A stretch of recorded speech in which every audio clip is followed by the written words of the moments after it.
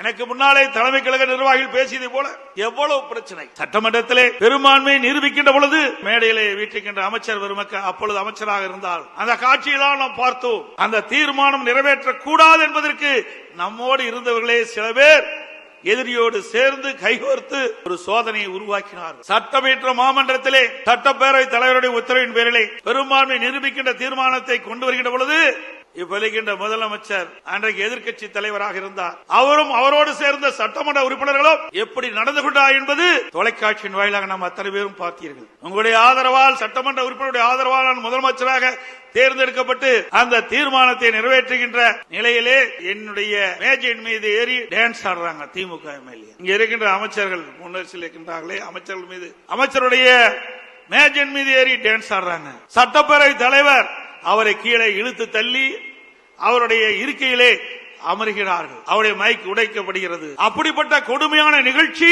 ஏற்படுத்தியவர் இன்றைய முதலமைச்சர் ஸ்டாலின் அவர்கள்.